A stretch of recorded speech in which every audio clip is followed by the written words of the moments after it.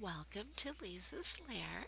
The avatar in front of you is named Leezah Smiles in the virtual space of Second Life, and Leezah's Lair is a YouTube channel for the older adults who are in Second Life. So if you are a new subscriber, welcome to the community. Feel free to watch as many videos as you find interesting, and please feel free to put comments on each video that you watch just so that I'll know that you have watched it, and also so that you can put your 2 cents in on the topic. Now, this video is a part 2, so please watch part 1 just so that this video makes more sense. And in my first video, I mentioned that this is a response video, and I decided to do it after watching the video titled Being Black in Second Life that was presented by Emuna Zamani.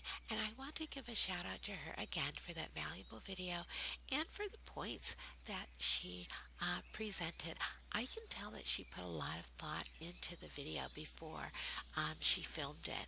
And I also mentioned in part 1 Okami Aquila's video where she describes how she represents being black in the world of Second Life. And so shout out to her also. That video was 5 years ago, but it's still on her channel and she is still posting on that channel. And in my part 1 video of Being Black in Second Life, I mentioned the ground rules for entering discussions about race. And even though I use the term rules, I was just mentioning the dynamics that tend to surface that will definitely derail meaningful dialogue when race is being discussed. And so I realize that someone may have clicked on this video after seeing the title and may be thinking, well, should I change my avatar skin to a brown one? I want to do something different. And I guess my answer to that would be it depends on what your reasons are for choosing that representation to begin with over another representation.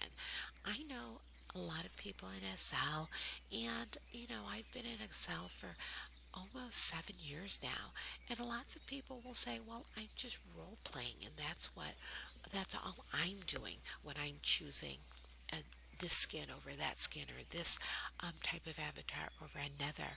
And I think that's okay to say that, but we need to examine, how that representation plays out to other people who are actually in that group. And there's also a difference between role playing and negatively stereotyping another group of people. So I want us to delve into that as well, in this video.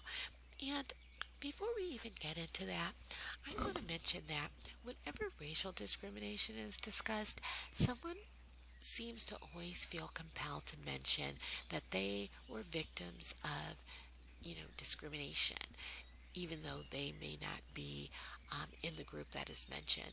And I understand that sexism exists, classism exists, ageism exists, a lot of ism exists. And I understand that some people will say, well, I've been treated differently in Second Life as a furry. Or I've been told I can't be at a sim because I have a child avatar. Or I've been told I can't be at a sim because my avatar is nude. Those are all valid discussions to have, but it just seems that whenever racial discrimination or race issues are discussed, there's always people who want to try to dilute or derail the conversation from the nucleus. We're not talking about every ism that exists in virtual spaces. We're not talking about every type of discrimination that exists in virtual spaces. And so, of course, there's other forms of discrimination that exist in Second Life. Is that the focus of this particular video? No. This particular video is titled Being Black in Second Life and is a response video, as I mentioned. So, in this video, I want to mention the difference between racial ignorance and racism. I want to also mention the difference between, cosplay and blackface. So, let's get into it.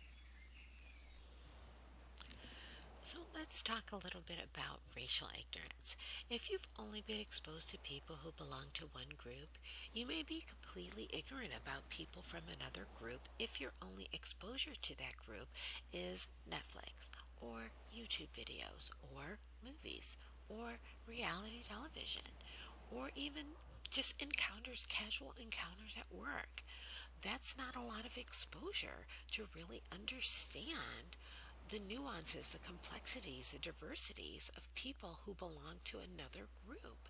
So if you haven't had, the exposure to others outside of your own group in a meaningful way, and you have not thought about how disadvantaged you are by not having that exposure, then I think that sometimes, racial ignorance can be something that many people are blind to, and they don't realize they are racially ignorant until some situation comes up where people start to call them on it. Now, does that mean that you're racist just because your life experience is narrow? Not to me.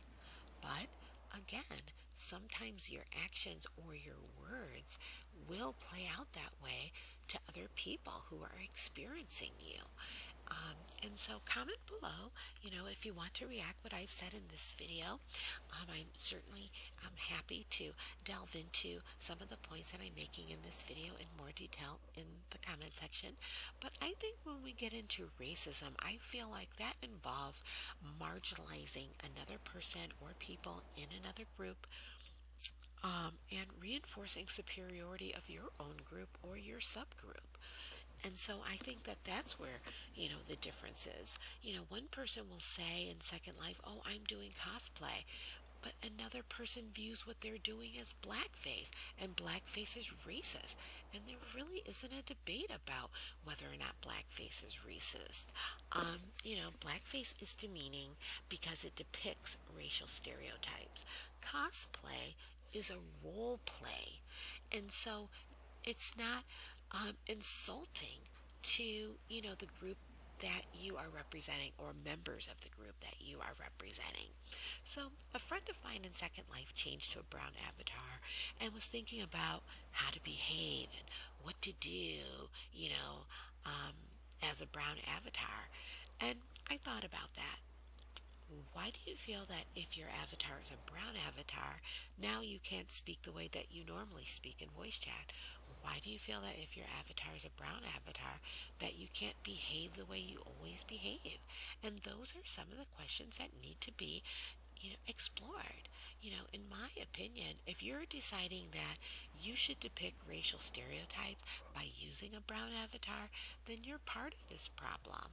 And so, there's nothing funny about depicting, um, or marginalizing racial stereotypes.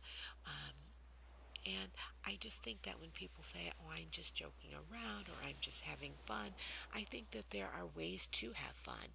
And I think that, reinforcing negative racial stereotypes isn't a way to have fun. And I think if somebody feels that it is, then I think we need to discuss that, in more detail. And, someone may be listening to my comments and they may be saying, well, if I present a racial stereotype in any way, then I've crossed the line from cosplay. In my opinion, yes. Now, if you feel differently, comment below, where you feel the line is, in the sand. To me, cosplay is when someone is in a character, but that character is clearly defined. So the behavior is not a presentation of your stereotypes of that particular group that the character belongs to, but it's the actual representation of, that particular character. You're cosplaying Jessica Rabbit, or you're cosplaying, I don't know, Popeye. These are just random examples, but what I'm saying is those are characters that are defined, so people are familiar with how that character will speak, how that character will act. So, if you were going to cosplay, for example, T'Challa from the Black Panther film, then, you'd really have to do some research or really know, how does this person talk? How does this person behave? You know, um, so I think that if you're really saying that you're cosplaying, then cosplay, really requires that, that you know the character that you are, representing, that you're cosplaying. So comment below about that, because I certainly want to hear other perspectives about that. Now, some people who are black in real life may have their own ideas of what some common behaviors are, and maybe they are correct about that, and maybe they're not.